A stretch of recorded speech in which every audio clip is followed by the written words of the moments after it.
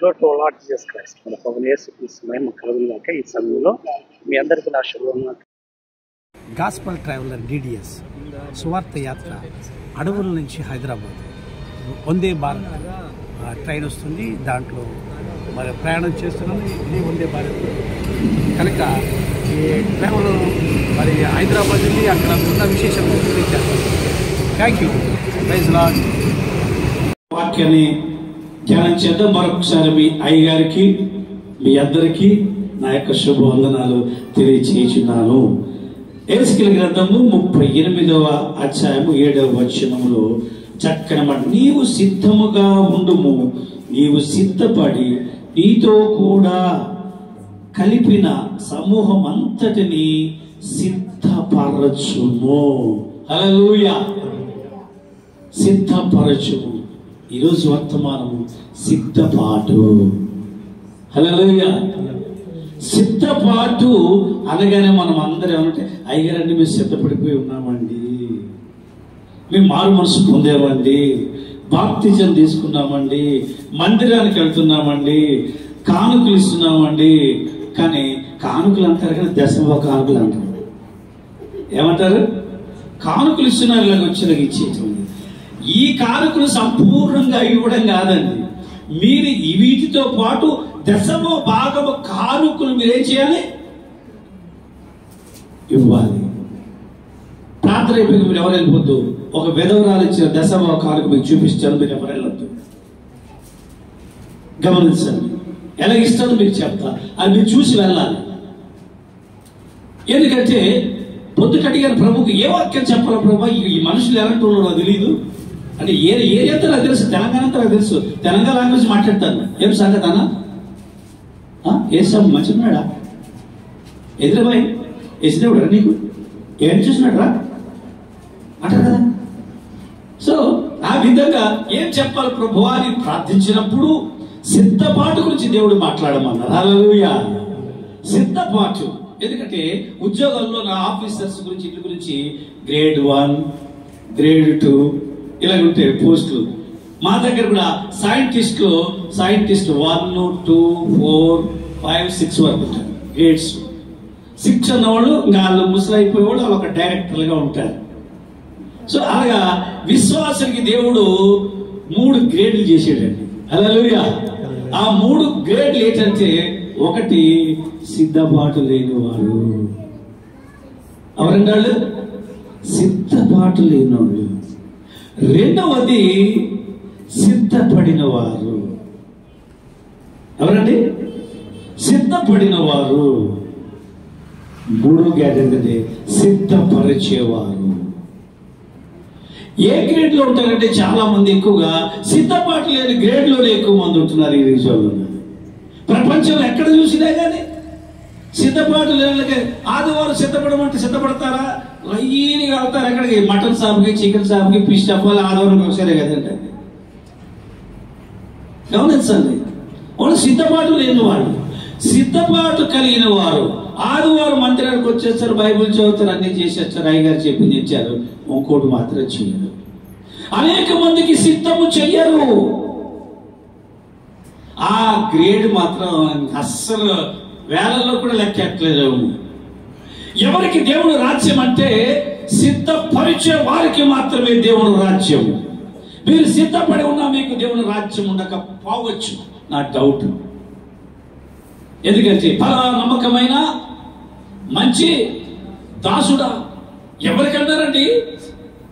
అనేక ఆత్మలు సిద్ధము చేసిన వారికే అన్నారు.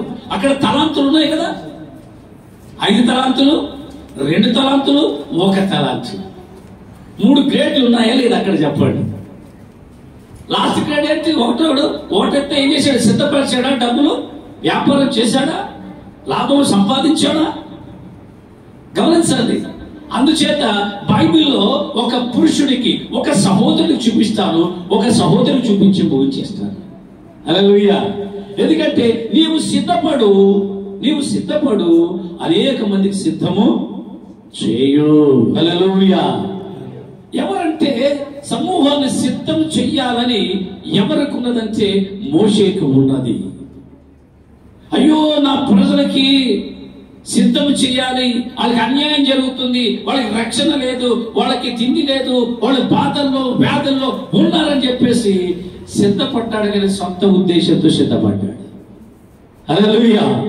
అవునా కదా చెప్పండి. ఇది అందుచేత ఆయన ఓ ఆలోచన, మరి ఎప్పుడు మన ఆలోచన కాదు, దైవజనుడు ఆలోచనతోటి మనం సంఘములో ముందుకు సాగాలి. దైవజనుడు ఏమి చెప్పితే ఆలోచన కట్టుబడి మనం ఉంటూ ఉండాలి. మోషే అలా లేడండి, పారిపోయాడు. మటన్ చేసి ఏం చేశాడు? పారిపోయాడు. కానీ ఆశ ఉంది, నా సమూహం అంతటిని, నా జనాంగం అంతటిని రక్షించాలని ఒక ఆశతో ఆయన ఉన్నారు. అప్పుడు ఆయన ఆ యొక్క దేశములో ఏం చేస్తున్నాడు? సీనాయి పర్వతాల కింద ఏం చేస్తున్నాడు? గొర్రెలను కాస్తున్నాడు. నేను అక్కడికి వెళ్ళాను. హల్లెలూయా. ఆ స్థలం దగ్గరికి వెళ్ళాను నేను.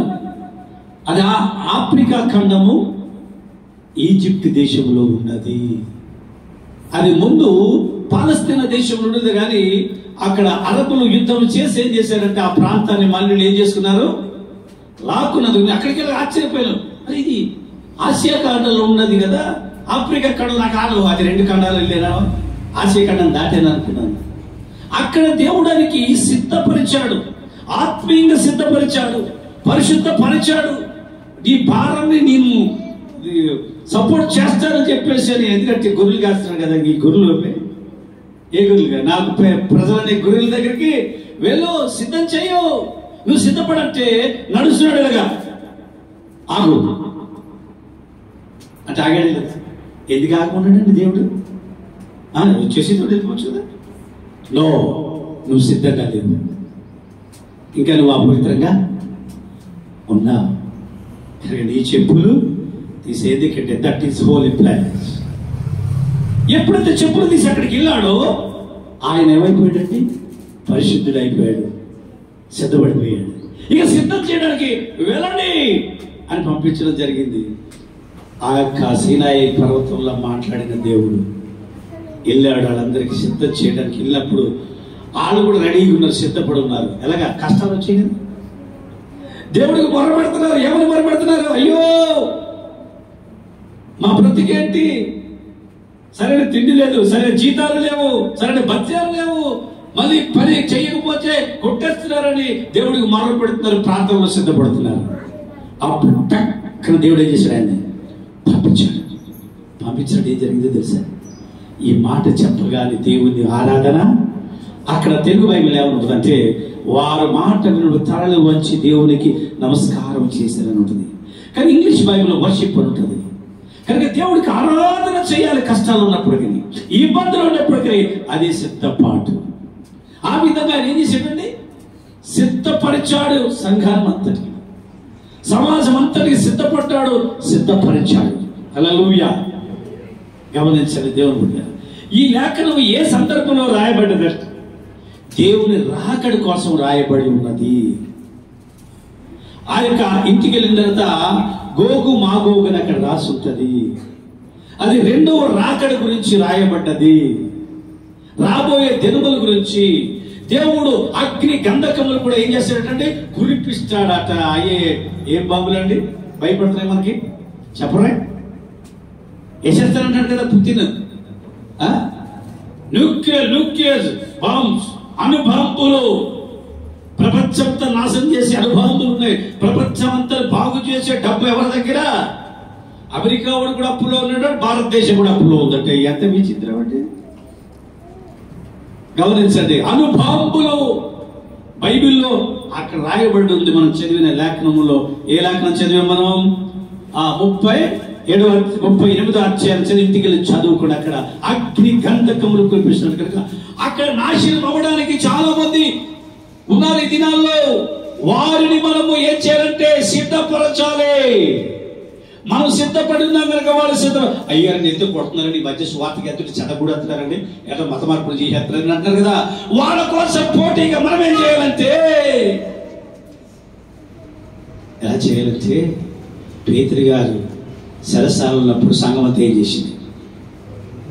అత్యాసక్తితో ప్రార్థన చేసింది.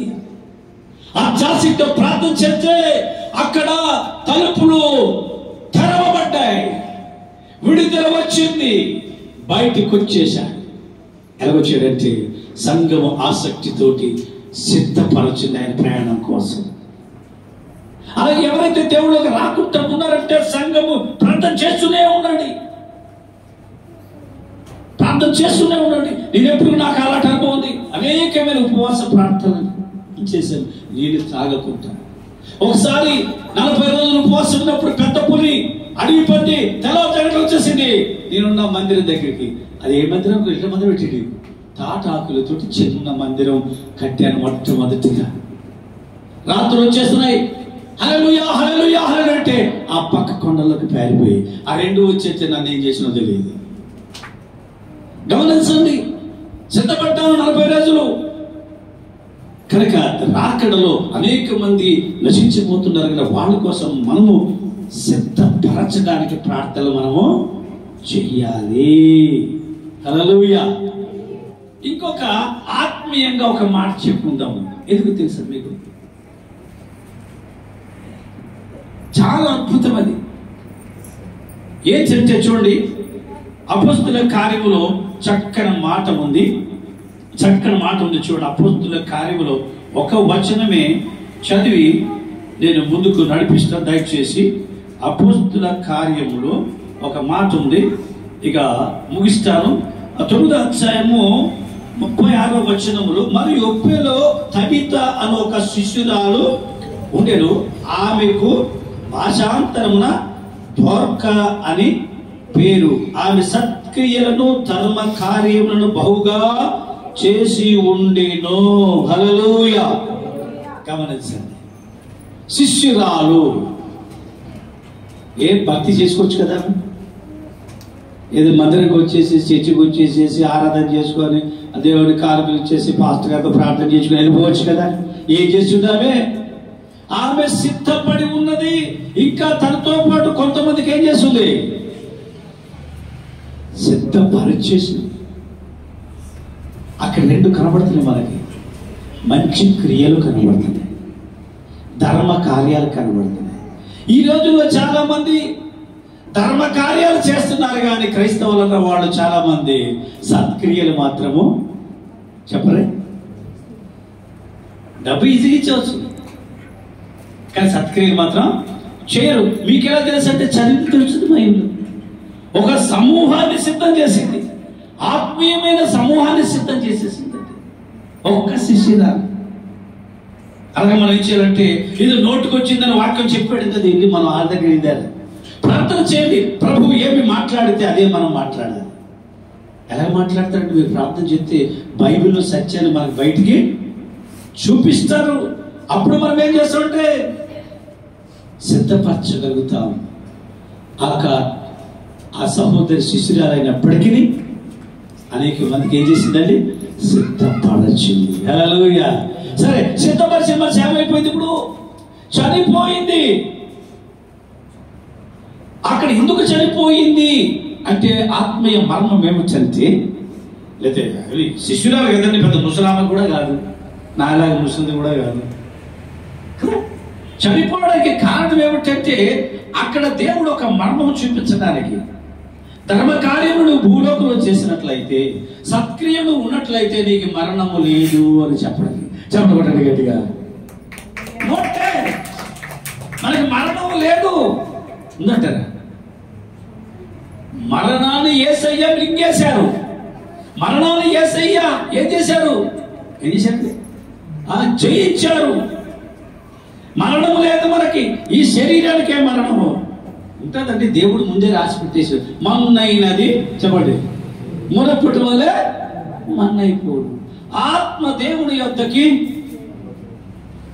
ఎందుకండి మనం ఇంకా ఈ లోకంలో ఇంకా లోకాశం కలిగి ఎందుకు ఉంటుంది? సిద్ధపరుతాం అనేక మంది, అనేక ఆత్మను రక్షించే పనిలో మనము సాగిపోదాం. ఏమండి అలా చెప్తే నాకేమవుతుందండి? పాస్టర్ గారికి అయితే కానుకలు వస్తాయండి, పాస్టర్ గారికి అయితే నాకేమొచ్చింది అడిపోతాను. నాకు వచ్చింది చెప్తే మీరు అడిపోతారు. మీరు కర్ర పట్టుకొని ఈ పక్క ఒక బ్యాగ్, ఈ పక్క ఒక బ్యాగ్ వేసి కొండలు ఎక్కన నా యూట్యూబ్లో చూద్దురే. కొన్ని సంవత్సరాలు ఏం తెలుసా? అద్భుతంగా న్యూ వెర్షన్ బొలోరో కారు దేవుడిచ్చే 14 లక్షలు. చెవుడు సెకండ్ ఎవరైతారండి 14 లక్షలు కాదు? ఒక్కలే చందాలేసేవారు. ఇలా నేను అడగలేదు. ఆయన కొరకు అనేక ఆత్మలు సిద్ధపరుస్తున్నాను కనుక దేవుడు నాకు సిద్ధం చేసాడు. ఏంటి చెప్పరా? Bolero car new version update. ముందిచ్చే మంచిది ఇచ్చేవాడు ముందు కాదమ్మా. ముందు బొలోరో బాగా తెచ్చాయి. ఇవన్నీ సెన్సార్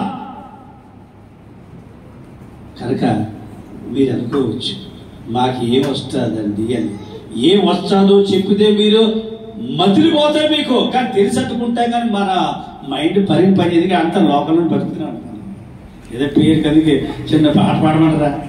పేరుకు క్రైస్తవులంటాం, మరి పెళ్లికి అన్యులమంటాం. సినిమా హాల్లో సగం, ప్రార్థన హాల్లో సగం. గూర్చి దేవుడు తన్ను ప్రేమించు వారి కొరకు ఏవి సిద్ధపరిచనో అవి కంటికి కనబడలేదు, చెవికి వినబడలేదు, మనుష్య హృదయమునకు గోచరము కాలేదు. హల్లెలూయా. ఈ వాగ్దానము, ఈ దీవెనలు ఎవరికంటే సిద్ధపడ్డ వాళ్ళకి మాత్రమే. అనేక మందికి సిద్ధపరిచిన వారికి మాత్రమే. సిద్ధపడ్డ అంటే అర్థం ఏమిటి? మనలో ఇంకేమైనా కొంచెం పాపాలు ఉంటే ఏం చేయాలి? దావీదు వలె ప్రార్థన చేసుకోవాలి. ఆయన ఎలా సిద్ధపడ్డాడో తెలుసండి? దేవా, అది చాలా చక్కని ప్రార్థన. నా హృదయమును పరిశోధించు, నా యందు నీకేమైనా ఆయాసకరమైన మార్గములు ఉన్నాయేమో చూడుము, నిత్య మార్గమును నన్ను నడిపించుము. హల్లెలూయా. ఎందుకు చేస్తానంటే గమనించండి దేవుని బిడ్డలారా, ఆ విధంగా మనము వాక్యముతో సిద్ధపడాలి, ప్రార్థనలో సిద్ధపడాలి, సహవాసంకి వచ్చి సిద్ధపడాలి.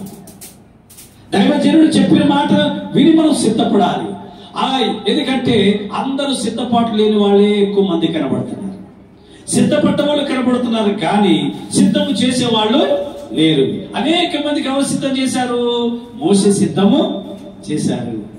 మోసే పేరు జీవ గ్రంథములో ఉన్నది. మోసే బ్రతికే ఉన్నట్లు మనకి. నేను వెళ్ళాను ఎక్కడికి? రూపాంతరం కొండ దగ్గరికి వెళ్ళినప్పుడు యేసుప్రభు ప్రార్థన చేసేటప్పుడు ఏలియా మోసే అక్కడికి వచ్చారా లేదా? కొన్ని వేల సంవత్సరాల క్రితం చనిపోయాడు అనుకున్నాను కానీ అక్కడికి వచ్చాడా లేదా? బ్రతికే ఉన్నాడు. అనేక మంది సిద్ధం చేశాడు కనుక మనము కూడా, మన పేరు కూడా జీవ గ్రంథములో ఉండాలంటే అనేక ఆత్మను మనం రక్షించడానికి సిద్ధపడాలి. అలాగే దోర్కా చేసింది, చిన్న సహవాసాన్ని సిద్ధం చేసింది. మీరు కూడా ఆ సహవాసాన్ని సిద్ధం చేసి ఈ మందిరంలోకి తీసుకుని రావాలి. అప్పుడు దేవుడు మిమ్మల్ని ఏం చేస్తాడు? చదివారు, దేవుడు తను ప్రేమించే వారి కొరకు ఏమి సిద్ధపరచెను. ఏమి సిద్ధపరిచాడు తెలుసా మీకు? అద్భుతం. బంగారు వీధులతో కూడిన పరలోకము సిద్ధము చేశాడండి. ద హోలీ సిటీ, పరిశుద్ధమైన పట్టణం. ఆ పట్టణాన్ని మనం సిద్ధము చేశాడండి. మనకి అక్కడ ఏముంటుందండి? మనకి ఆకలి ఉండదు, దప్పిక ఉండదు, మరి అక్కడ చింతలు ఉండవు, బాధలు ఉండవు. దానికోసం మనం ఏం చేద్దాం? ఇక్కడ సిద్ధపడదాం. అనేక మందికి ఏం చేద్దాం? సిద్ధపరచుదాం. సరేలేండి, అక్కడ గొడవ అయితే ఇక్కడ తిండి కావాలి కదండి, ఇక్కడ బట్ట కావాలి కదండి అంటారు. మరి ఇశ్రాయేలుకి దేవుడు సిద్ధం చేయలేదా? కుండగాడ కూర్చొని ఉల్లిపాయ తినుకుంటా ఉన్న బ్రతుకులకి, కష్టపడుతున్న వాళ్ళకి ఏమిచ్చేటండి? పాలు తేళ్లు ప్రవహించే దేశము. ఓయమ్మో, నేను వెళ్ళానండి, అక్కడ అన్నట్టే దానిమ్మ పండు ఇస్తున్నదండి. చూశాను దానిమ్మకాయ. ఆ దేశంలో ఆహారం చాలా శ్రేష్టంగా ఉంది. భోంచేశాను నేను. వాళ్ళు సిద్ధపరిచినవి కావు, దేవుడు వాళ్ళ కొరకు సిద్ధపరిచింది ఇశ్రాయేలు దేశం. ఐగుప్తు దేశంలో నుంచి ఎక్కడికి వెళ్ళిపోయాడు? సిద్ధపరిచిన దేశం.